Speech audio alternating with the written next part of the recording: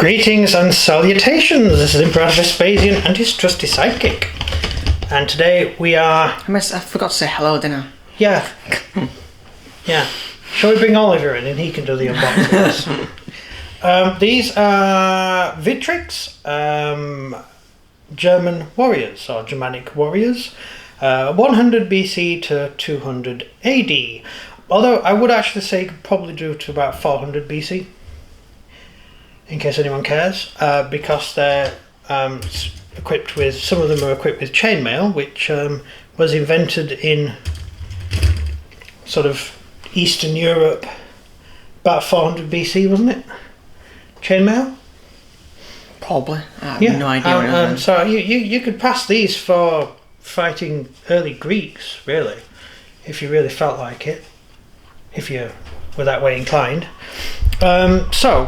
Here we have the Germans. That's the picture on the box. Shall we go with the command first? Yeah. Right. Primary reason for doing these, we've got some Celts as well from Victrix, is when you're basing to Hail Caesar, some of the warlord stuff doesn't seem to fit on the base very easily, does it? No. Not the Romans and things. Too pointy. Yeah, there's quite a bit of effort to get them to fit to the bases properly, and so we figured that the best way was to try other manufacturers as well, and we came across the Victrix figures. We have the Roman legionaries here, and they appear to fit better on Hail Caesar bases than the Celts and the Romans from Warlord. That was just our thinking, wasn't it? Yeah. So here they are. I would say that these are actually timed for shortly after the fight with Varus, when Varus's legions were destroyed.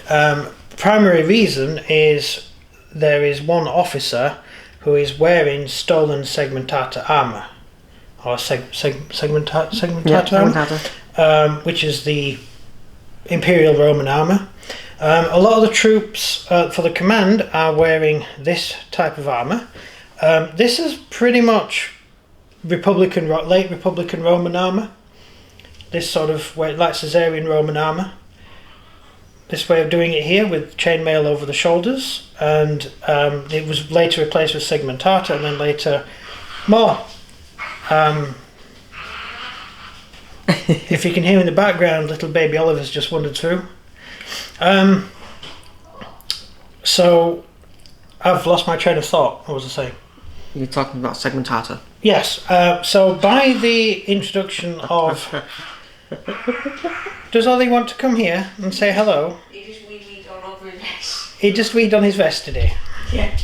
Sorry, I know this is an unboxing video, but this is unboxing video part 2. Where is he? He's there. He's here. What's he doing? Hello, Ollie. Are you doing an unboxing video?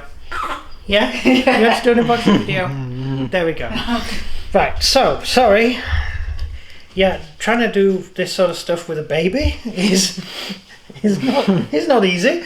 Right, so, where was I? Yeah, this is kind of the type of armour that the Republican Romans wore. However, I will mention that a lot of the mail and armour came from Germany for Republican Rome. There was a German clan or tribe that lived on just north of the Po River, and they actually they were steel workers, and they provided the Romans with a lot of their armour and things. So a lot of it sort of trickled down from southern Germany. During Caesar's reign, run up to Caesar's early career, they were pretty much wiped out by the Germans, but by other German clans. Do you remember that happening? Yeah, you told me all about it in the car journey. Remember? No, that was Varus. Do you remember the 3 Roman kings who came, tried to invade Rome? They fought in the Po Valley, and Caesar defeated them and cut their heads off. No, I don't remember that. Yes, and then another army turned up. The other German armies turned up. They were trying to unite the tribes, and the other German armies turned up and said, "We're going to defeat you." And Caesar said, "Well, were you going to meet up with these guys? And you had the heads of the 3 kings in a basket. Sort of, yeah, we've killed all your mates. What are you going to do? Yeah, that's the one where the Romans built a camp on a hill deliberately away from the river, and then every day they walked down to the river. Yeah, because that's the sort of guy who Caesar was. Yeah, so every day they had to walk through the German camp to get to the river to get water. So the Germans were sort of thinking the Romans aren't taking this seriously. Anyway, here we are. I think that was before the conquest of Gaul. That was prior to the conquest of Gaul, wasn't it? It was just before Caesar did his conquest of Gaul and took on Vercingetorix. Yeah, probably. Yeah, although technically Gaul was pretty much Roman by then. There were lots of bits of Gaul that were Roman, weren't they? Anyway, these are Germans. As I was saying, this armour is typical Republican Roman, and it could be captured Republican Roman armour, or it could be actual German-made armour in the type that Republican Romans wore. They used to wear chain mail, which didn't cover the sleeves, didn't cover the arms, and the reason for that, which you see actually throughout the Dark Age period, is because you don't want any weight on your arms if you're wielding a sword or an axe or something, because it's very heavy to move your arms if you've got chainmail on them. Later on, knights did start wearing full chainmail suits, like that cover everything. But that's because they were on a horse and didn't have to worry too much about wielding weapons.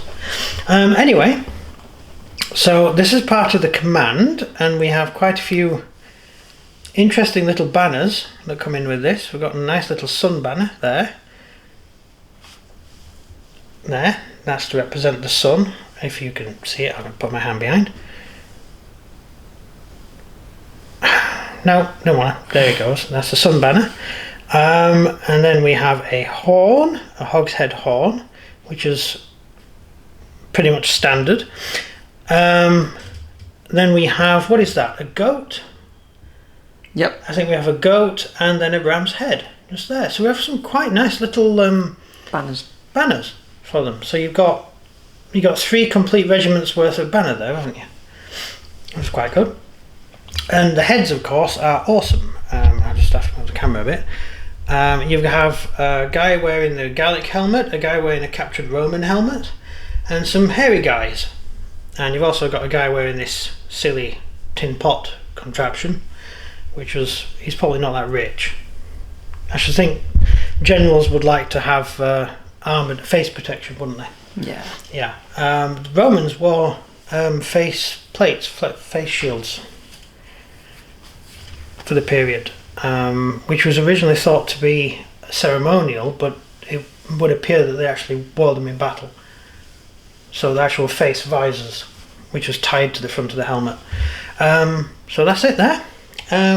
That's the command, and then we get on to the actual Germans. Now these guys are great, and I saw these online. I just googled Germans, and well, not Germans because you get World War II stuff. I googled sort of Germans, Romans, and I got these guys, and look at that guy, he's wearing a little bear pelt. It's so cute. He killed a bear, or found it dead in the woods.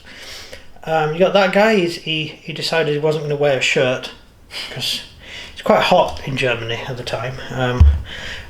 He's not wearing a shirt either. You know, if leaving woods, Germany was mostly woods, right? Running through the woods, you're going to get cut to shreds, aren't you? Yep. Why are they bare-chested?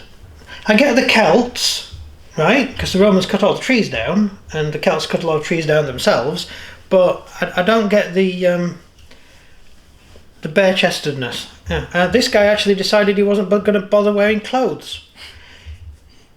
That's actually pretty awesome. He's going into battle with underpants on. That's cool.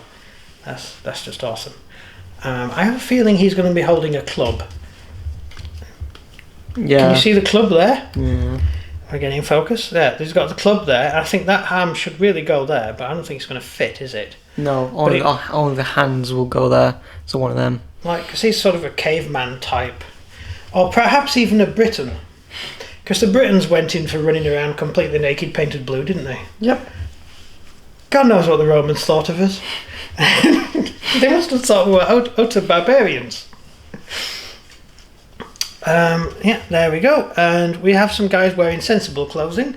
This is more sort of you could pass these guys off as Romans. You can have them as Roman civilians or anything.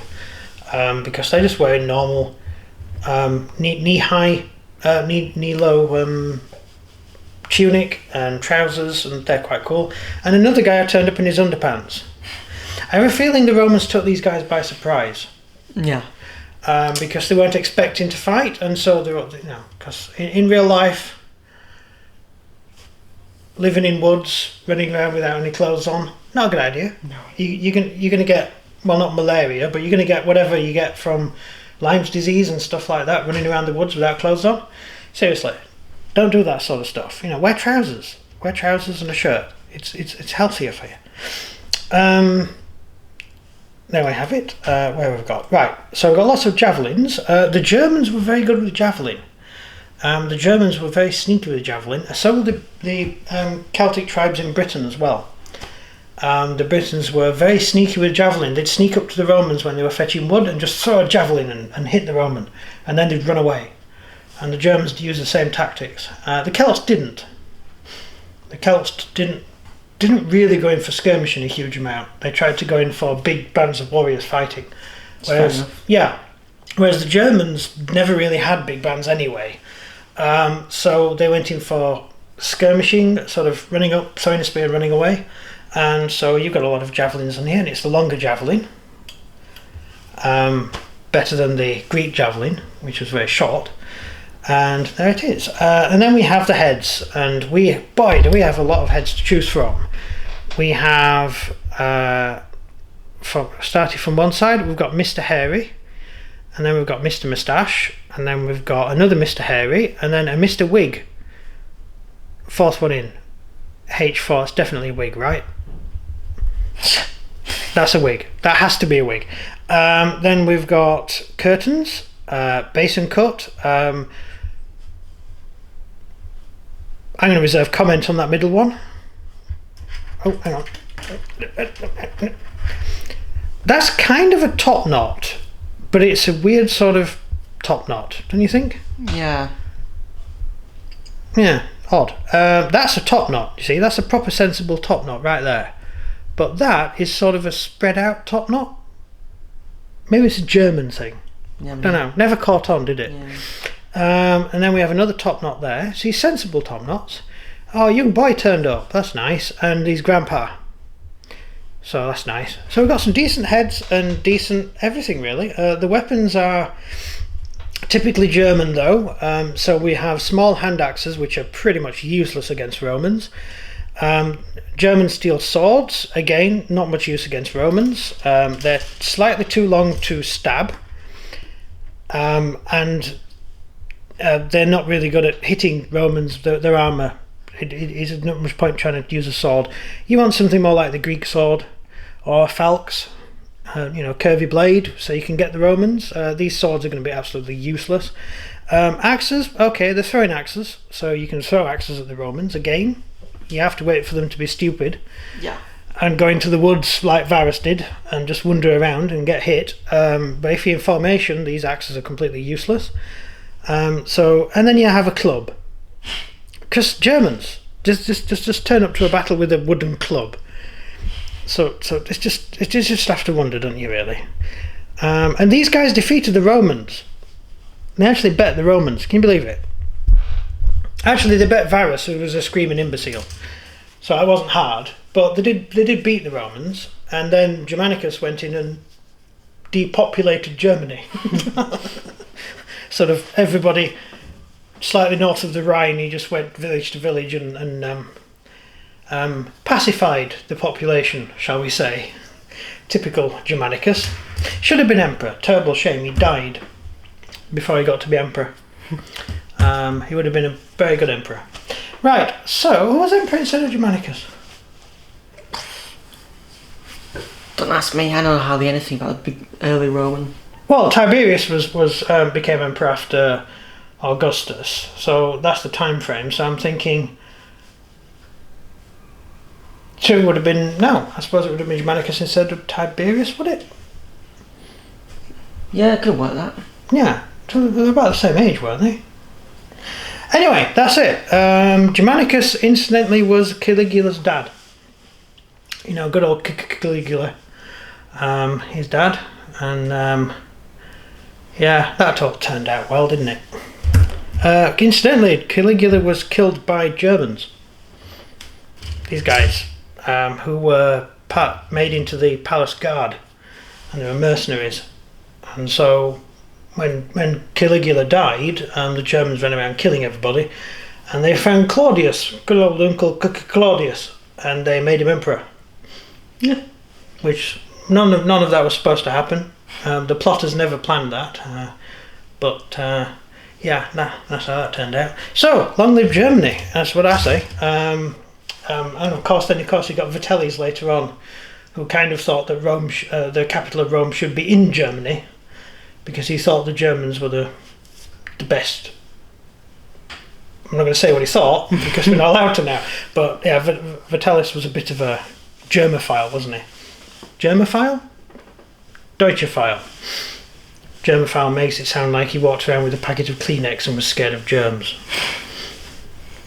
Sorry, this video's gone on for 16 minutes and I've run out of things to say. I'm just waffling. So, over to you.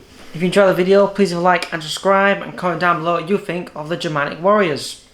That's everything from me. And everything from him. Goodbye. See ya.